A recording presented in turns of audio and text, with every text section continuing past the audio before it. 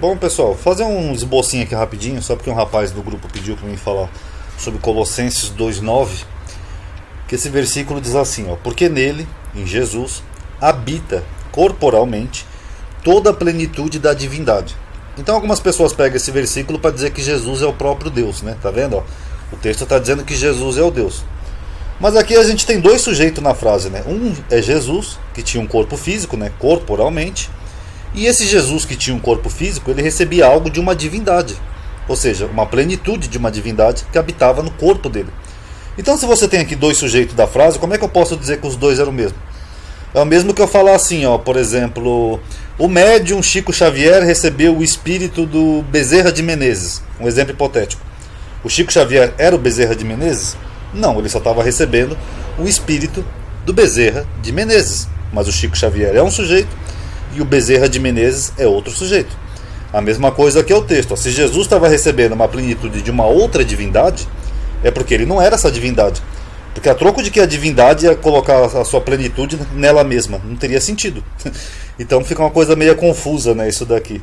Então o texto diz que a plenitude da divindade, ou seja, de Deus, habitava no corpo de Jesus. Logo, ele não era Deus, porque ele tinha a plenitude de Deus dentro dele. Vamos ver aqui alguns termos. O termo habitar. Habitar em grego, katoikel, significa literalmente se fazer presente por um determinado período. Não é uma coisa eterna. Tanto que é o mesmo versículo que aparece lá em Atos, que fala assim, né, o mesmo termo, perdão.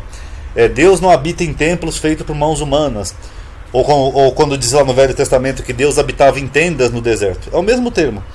Só que habitar também não é uma coisa, não quer dizer que aquilo lá como é que eu vou dizer, é eterno naquele lugar, é só uma coisa momentânea. Por exemplo, em Mateus usa duas vezes essa palavra, fala que Jesus habitou numa cidade chamada Nazaré e depois ele habitou numa cidade chamada Cafarnaum. Então, assim como Jesus habitou em duas cidades, da mesma forma o Espírito de Deus habitou em todos os profetas. Moisés, Elias, Eliseu, era só uma presença de Deus transmitindo algo para aquele ser humano. Porque na tradição judaica Deus não tem forma, Deus não tem boca, Deus não tem pé, Deus não tem olho, Deus não tem nada. Então Deus muitas vezes ele manda o seu Espírito para poder transmitir uma mensagem, uma palavra, alguma coisa ou outra. Que nem aqui em Êxodo, ó.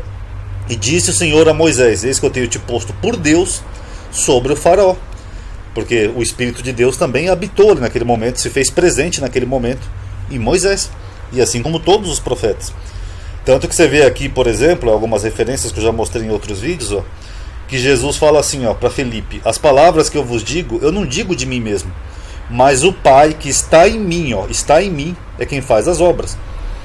Então, se Jesus fosse a própria divindade, como algumas pessoas entendem ali em Colossenses, por que ele fala aqui claramente que as palavras dele ele não diz dele mesmo? Ele não é a própria divindade? Não, mas não é isso que ele diz. Ele diz que as palavras dele não são dele, mas da divindade, que é o Pai, que estava nele, ó, habitando nele, fazendo-se presente nele naquele momento, no corpo físico dele. É a mesma coisa ali de Colossenses, ó. O Pai que está em mim é quem diz essas palavras. Então é porque ali a plenitude, ou seja, algo de Deus estava habitando fisicamente nele. Aqui, por exemplo, João 5,30, Jesus fala: eu não posso de mim mesmo fazer coisa alguma. Ué, ele não é a própria divindade? Então por que ele não pode fazer coisa alguma?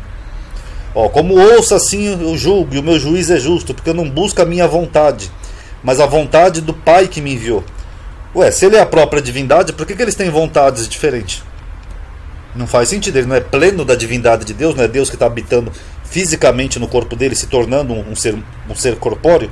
Então por que esse ser corpóreo tem duas vontades diferentes? É bipolar? É algum problema? Não. É porque não é isso que o texto está dizendo. O texto está dizendo que o Espírito de Deus apenas habitava, ou seja, temporariamente ali em Jesus para transmitir alguma palavra. Basicamente isso. E plenitude ali quer dizer literalmente cheio. Que nem aqui em Marcos, ó, levantar os cestos cheios de pedaço de pão. É isso que quer dizer plenitude. E divindade ali que só aparece em Colossenses é teotes. Ou seja, o próprio autor faz uma distinção, né? Diz que era uma outra divindade cujo espírito, né, ou pleroma, em grego, perdão, habitava, ou seja, se fazia presente no corpo de Jesus. Não quer dizer que Jesus é Deus, quer dizer que ele periodicamente ele tinha essa presença cheia, né, plena dentro dele para transmitir a palavra de Deus. Tá bom? Paz a todos.